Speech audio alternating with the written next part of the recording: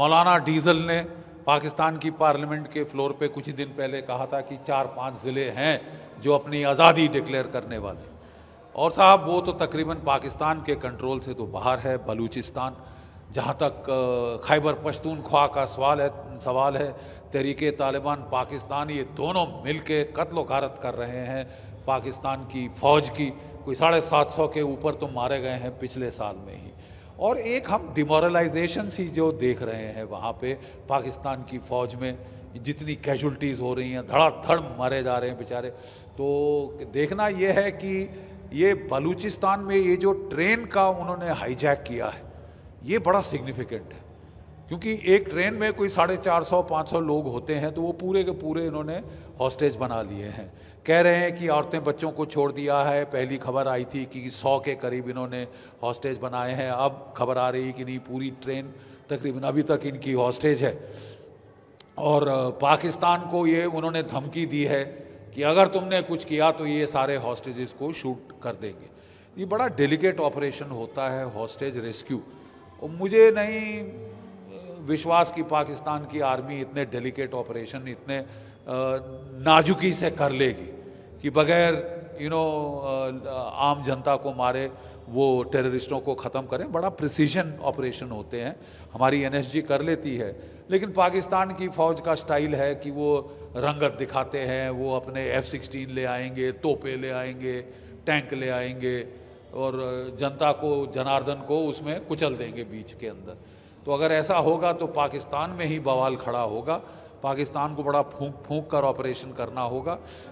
Already वो hostage negotiations ऐसी हालतों में शुरू की जाती हैं, और उससे टाइम गेन किया जाता है, पता करने कौन किधर कहाँ कितने हैं, कहाँ है, कैसे इन पे अटैक किया जाए। रात में ऑपरेशन ज़्यादा प्रेफरेबल होते हैं, लेकिन रात में ऑपरेशन जो है उसमें कौन सिविलियन कौन टेररिस्ट ये ढूंढना बड़ा मुश्किल होगा। शायद इनको डे लाइट में करना पड़ेगा। इन्होंने ट्रेन में आग तो लगा ही दी है, तो ये काफ़ी हैम हैंडेड ऑपरेशन मुझे लगता है पाकिस्तान की फ़ौज करेगी, जिससे सिविलियन बेवजह मारे जाएंगे और ज़्यादा गफलत बढ़ेगी। पाकिस्तान की फ़ौज को आपको याद होगा 1971 के बाद पहले तो जनरल टिक्का खान साहब ने बुचर ऑफ बांग्लादेश का टाइटल अर्न किया था वहाँ पे कत्ल गारत करके। फिर वो बलूचिस्तान 1973 में वो फिर बुचर ऑफ बलूचिस्तान के नाम से वो कुख्यात हुए थे। अपनी फ़ौज के साथ पागलों की तरह टूट पड़े थे आम जनता, आम आवाम पे। अब ये नहीं चलेगा साहब, क्योंकि अब पाकिस्तान को अगर वो ऐसी हरकतों से बाज नहीं आए, जेनोसाइडल मार काट, औरतें बच्चे मारने, सिविलियंस मारने, जब तक वो बंद नहीं करेंगे, प्रॉपर काउंटर इंसर्जेंट ऑपरेशन नहीं करेंगे पिन पॉइंटेड, उसमें साहब आपको सर्जन नाइफ लगाना पड़ता है। वो क्या कहते हैं, कसाई का झटका नहीं आप मार सकते। बट पाकिस्तान की फितरत रही है कि जब भी वो काउंटर इंसर्जेंट ऑपरेशंस करते हैं तो पहले तोपें चलाते हैं, F-16 चलाते हैं, सब कुछ चलाते हैं। अब भारत की फ़ौज ही है जो केवल राइफलों से कंट्रोल करती है, उसमें बेवजह नुकसान नहीं होता। क्या पाकिस्तान की फ़ौज ऐसा कर पाएगी? ये बड़े टेस्ट पे है।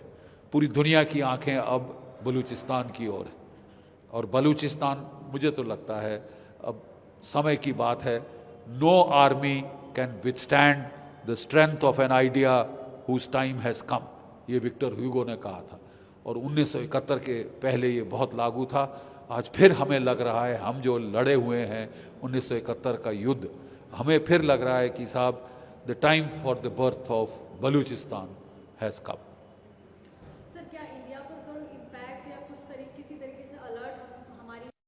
अलर्ट हमको तो केयरफुली वॉच तो करना ही पड़ेगा, अलर्ट भी हमको रहना पड़ेगा, क्योंकि बात ऐसी है कि पाकिस्तान की फ़ौज ध्यान बटाने के लिए कुछ भी कर सकती है। देखिए, ये बोलते हैं रस्सी जल गई ऐंठ नहीं गई। ये फटीचर मुल्क है, इकोनॉमिक तबाही की कगार पे है, 2 रोज़ की रोटी नहीं खिला पा रहा अपने लोगों को, लेकिन साहब पंगे लेंगे जम्मू कश्मीर में, पंगे लेंगे पंजाब में, जाके तख्ता पलट करेंगे बांग्लादेश में। ठीक है, तो ये अगर अपने गरमान के अंदर झांकें, अपने घर में झांकें, तो ज़्यादा इनके लिए बेहतर होगा। लेकिन इनकी आदत है धड़ल्लेबाजी करने की, नाटकीय तरीके करने की, तो हमको ये थोड़ा केयरफुल रहना पड़ेगा अपने बॉर्डर्स पे कि ये क्या ध्यान बटाने की कोशिश तो नहीं करते। लेकिन ये अब अपनी मौत मर रहे हैं। जब वो कहते हैं जब सियार की मौत आती है तो शहर की तरफ भागता है। तो दोनों जो है बलूच इनके पीछे पड़े हैं, सिंधी इनके पीछे पड़े हैं, खैबर पख्तूनख्वा के तहरीक तालिबान पाकिस्तान इनके पीछे पड़ी है, और अब तो जो तालिबान काबुल में है वो भी इनसे सख्त नाराज़ है। वो भी लड़ाई की धमकी दे रही है क्योंकि इन्होंने अपने F-16 तैयारे भेजे और वहाँ पे बेवजह औरतें बच्चे मार के आए हैं, कोई 54 से ज़्यादा। तो वो भी तिलमिलाए हुए हैं, वो भी बदला लेंगे। ये सोच रहे थे हमारी जूती की नोक बन के रहेगा अफ़गानिस्तान, वो तो होने से रहा। ISI के चीफ वहाँ की फोकट की विस्की पीने काबुल पहुँच गए थे जब तालिबान का राज आया था, और उन्होंने सोचा था कि हमको स्ट्रेटेजिक डेप्थ मिल गई। स्ट्रेटेजिक डेप्थ तो दरकिनार साहब, अब आपकी तबाही का वक्त आ रहा है। ये तो जो हमारा अखबार आ गया था, ये बलूचिस्तान जगह में, उन्होंने ख़ुद बताया था ये, वो तो उन्होंने अटैक कर दिया था, अम्बुश किया था। पाकिस्तानी ट्रेन आर्मी है वो, तो उनकी कम से कम काफ़ी मतलब हाई रैंक ऑफिसर है, उनकी साथी है, उन्होंने बिल्कुल कब्ज़ा कर दिया था। और काफ़ी लोग उनके पास, कम से कम 800 लोग हैं, लेकिन मैं वो तो बच्चा भी है, कोई औरत भी है, उन्होंने ख़ुद रिलीज़ कर दिया था। बाकी 100 सोल्जर्स के ऊपर है उन्होंने ऑफिसर, वो पाकिस्तानी आर्मी अभी रखा है। वो तो freedom Balochistan freedom army movement वाली उन्होंने क्लेम कर दिया था। ये उन्होंने प्रो इंडिपेंडेंट वाली के आर्मी है, वो उनकी मांग रही है, तो कुछ और डिमांड कर रहा है। ये तो बलूचिस्तान वो उन्होंने इंडिपेंडेंट मांग रहे, तो इसलिए अभी तक ये फ़िलहाल में वो तो जो युद्ध चल रहा वहाँ पर है, अभी पाकिस्तान आर्मी भी ख़ुद यूज़ कर रहा है, उनकी ड्रोन भी यूज़ कर रहे हैं, टैंक भी यूज़ कर रहे, अटैक हो रहा है, चल रहा रहेगा, कोई चलता रहेगा। अभी तक फ़िलहाल जो अखबार में वहाँ पर भी आ रहे लोग कहते हैं काफ़ी लोग मर गया था, लेकिन जितना इंफॉर्मेशन हमारे पास ये है इतना है। सर, ये डिमांड क्या है और किस तरह की कोई कैजुअल्टी वगैरह? देख, डिमांड है ये तो हमेशा, जिस वक्त में उन्होंने पाकिस्तान मतलब 7 मार्च में 1948, उसी वक्त में जब तक सब कॉन्टिनेंट डिवाइड हो गया, मतलब इंडिया पाकिस्तान बन गया था, उसी के बलूचिस्तान के प्रोविंस के अंदर, पाकिस्तान के अंदर उन्होंने कब्ज़ा कर दिया था, पाकिस्तानी है। तो इसलिए बलूची से बिल्कुल मानते नहीं है, तो बिल्कुल कह रहे हमारा इंडिपेंडेंट है स्टेट में, तो मांग रहे। उसी के वक्त में वो उन्होंने इंडिपेंडेंट मूवमेंट शुरू हो गया, तो इसलिए वहाँ पर ये तो काफ़ी एलिगेशन कर रहा है, ये तो हमारा लोग बहुत नुकसान हो गया, मारने के लिए पाकिस्तान आर्मी है, जैसे हाईजैक भी कर दें, मिसिंग हो रहा है, और एक्स्ट्रा जुडिशियल किलिंग भी हो रहा है, तो काफ़ी सफरिंग हो रहा है, और रेपिंग भी कर रहा है। लेकिन पाकिस्तान आर्मी ये वो डिनाई कर रही है, तो बिल्कुल गलत बोल रहा है। लेकिन किसी को मतलब ये कन्फर्मेशन नहीं हो रहा आजकल के, जब तक वो सोशल मीडिया काफ़ी शुरू हो रहा है और काफ़ी देते हैं, वो दिखा रहे बहुत रेपिंग चल रहा था, कभी अटैक हो रहा है, कभी अम्बुश हो रहा है, कभी पाकिस्तान आर्मी नुकसान बहुत हो गया, वो काफ़ी क्लेम कर रहा है, तो हमको कर रहा है। उसका डिमांड है इंडिपेंडेंट है, लेकिन पाकिस्तान बिल्कुल इंडिपेंडेंट नहीं देते, क्योंकि दो चीज़ है अभी तक बहुत अहमियत है। एक, वहाँ पर काफ़ी मतलब रिसोर्सेज है, मिनरल रिसोर्सेज है, और लोग में बहुत कम है, और बाकी मतलब ये जो इक्वल डिस्ट्रीब्यूशन ऑफ रिसोर्सेज वो नहीं हो सकता, इसलिए वहाँ पर बुरा हालत हो गई है, कब लूशी वाले लोग हैं।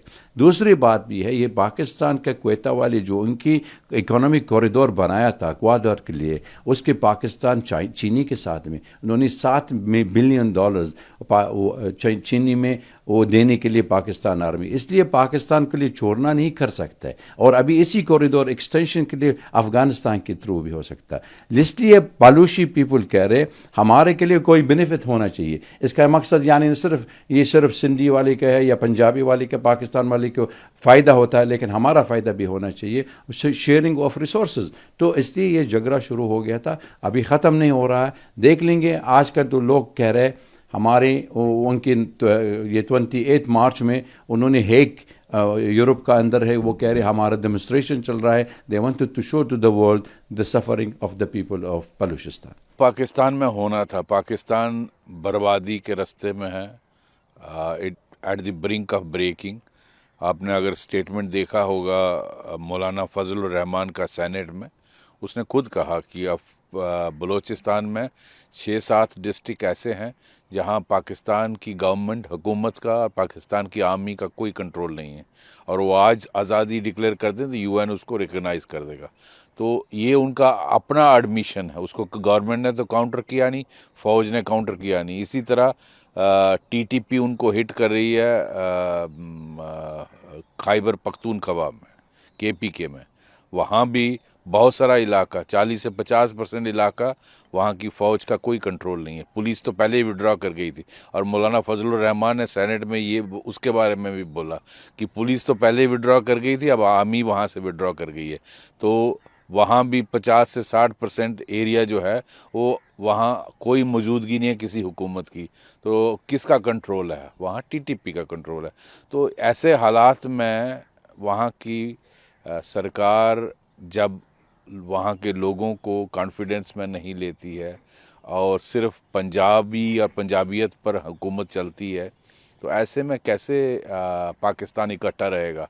अभी आपने हाल ही में सुना कि वहाँ जो बलूचिस्तान के जितने भी टेरर आउटफिट्स हैं, बीएलए हो गया, उनके साथ में जो दूसरे तंजीमें हैं, और इवन सिंध के जो तंजीमें हैं, सब ने मिलकर एक यूनाइटेड फ्रंट बनाया है जो पाकिस्तान की फ़ौज को और वहाँ की हुकूमत को चैलेंज कर रही है। तो वहाँ की हालत जितना कम बोला जाए उतना अच्छा है। वो तो वहाँ के लोग ऊपर वाले की मर्जी पे हैं। भीख मंगा देश बना दिया, बर्बादी के उस कगार पर पाकिस्तान पहुँचा है, और वो अब 400-450 लोगों को किडनैप किया है। तो ये दिखाता है कि वहाँ की फ़ौज के, मैंने सुना 6 फौजियों को भी मारा है। तो वहाँ कोई कंट्रोल ही नहीं है और टोटल लॉलेसनेस।